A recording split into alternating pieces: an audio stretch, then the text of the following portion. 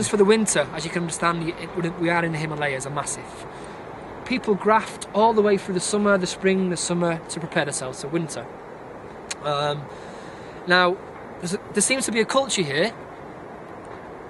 If a family is collecting wood from the mountain, each family will donate a member of their family to help the family collecting wood. Therefore, they can bring much more wood down. Time job is done quickly rather than months having two people to do it. They're not as scared to ask for help. Therefore, it's a roll-on effect, isn't it? This family gets their preparations done for the winter with the help of other families. This family does too.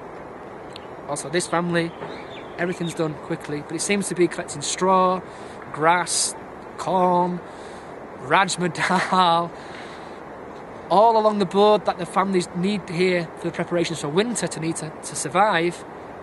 All them preparations are shared by the community. It's not singled out by one family. Not singled out whatsoever. Everybody gets involved. Cows. Yeah, the cows have to be led up the mountain each and every single day for grazing, to keep healthy, the holy cow in India. And yeah. And it's not just one person's job. The whole family shares that job. It's not just, the littlest one. You do it, you go and do it. It's your turn to do the, is in England the great phrase would be, it's your turn to do the dishes because you're the smallest. No. They share all the responsibilities that a family seems to have, and they share them together.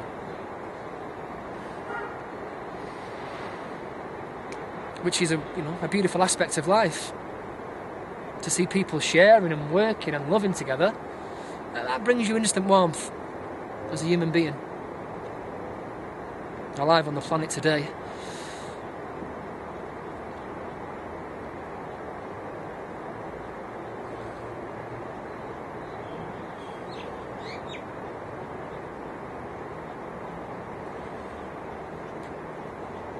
Can you tell me about what it's like when the village, someone invites the gods to the house? What that entails, and the entire, rigmarole, or...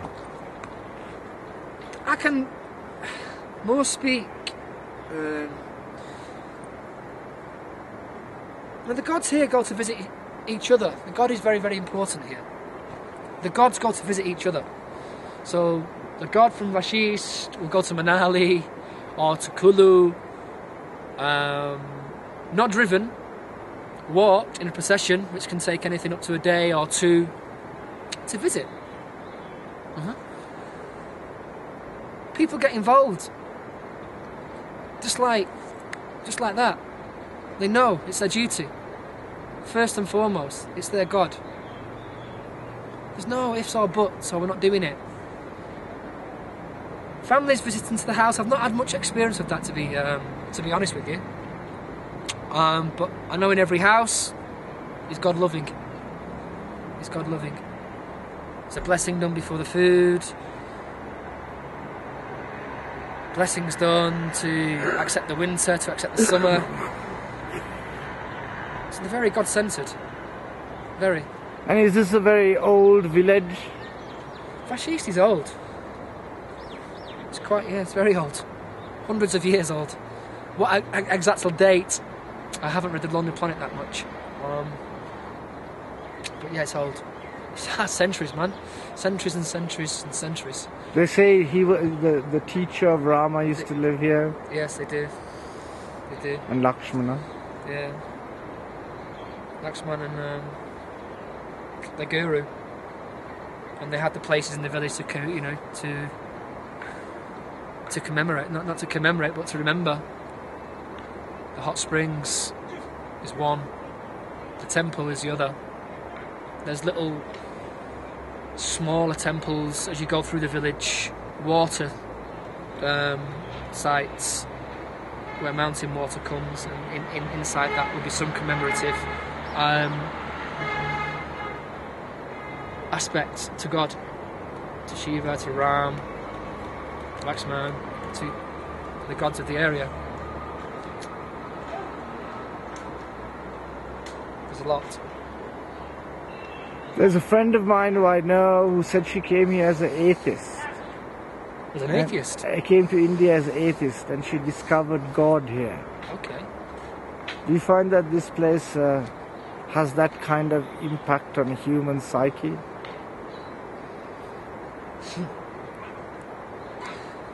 Yeah, most definitely. Most definitely. Everything seems to tie in with God here. Everything seems to make sense with God. Everything seems to that way orientated, and you can see the effects of that, positive effects of that. Yeah, she said that she didn't feel very much in Jerusalem, but she felt it profoundly in India, especially up in the Himalayas. Especially up in the Himalayas. Yeah. Well, for thousands of years, Tibetans, Nepalese, Indians have been making pilgrimages, haven't they, to various temple sites or to various sites in the Himalayas. There has to be some truth in that. Have you been to Dharamsala where the Dalai Lama lives? I have been to Dharamsala. Can you describe a little about it and your experience? It's a warm place. There's a lot of Tibetans living in Dharamsala, young and old. They blend in well with the Indian community. They all have respect for Dalai Lama. And life just goes. Life just goes. It flows and flows and flows. A happy flow. Have you been to Sikkim? I have been to Sikkim. Yeah, can you talk a little about Sikkim? I heard it's a completely organic state. Sikkim is a completely organic state. There seems to be a lot of projects going on there. The area is clean. Clean water. Clean bed sheets, apparently, because it's very Buddhist. Yeah. Well, hotel rooms are clean. Sikkim is a Buddhist state of India. 1971, Indian government gave a proposal to Sikkim to join. Sikkim says yes, thank you, we'll become part of India. Although you still need a permit to get into Sikkim. It's a small Buddhist site. It's less populated than India, obviously, than the rest of India, and people live more primitive.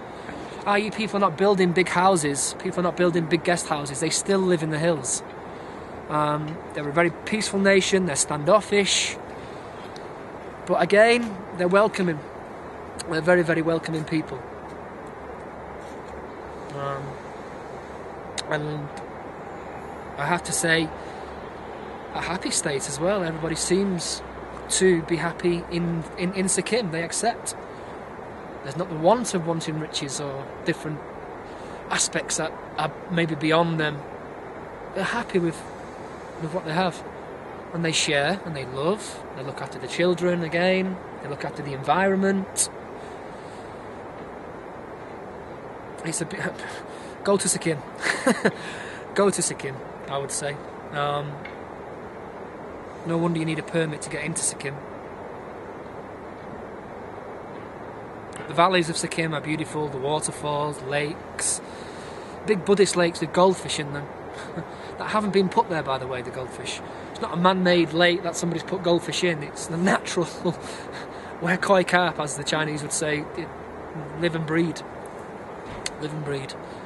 You certainly leave Sikkim with a smile on your face. You certainly live in Sikkim with a smile on your face. Very much, it's a Himalayan area. It's a Himalayan area. The nature of the people in the Himalayas, of what I found, does not differ that much. The religion may differ, Buddhism to Hinduism or Jain, that may differ, but the nature, which is right here, can make you cry sometimes.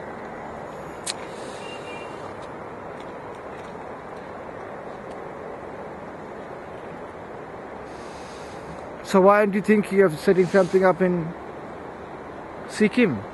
Sorry? Are you thinking of setting something up in Sikkim? It's... Well, I had a few ideas about Sikkim when I was there.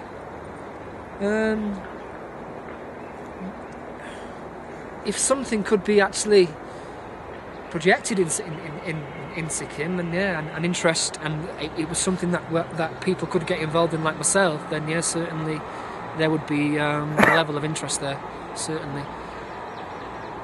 Certainly.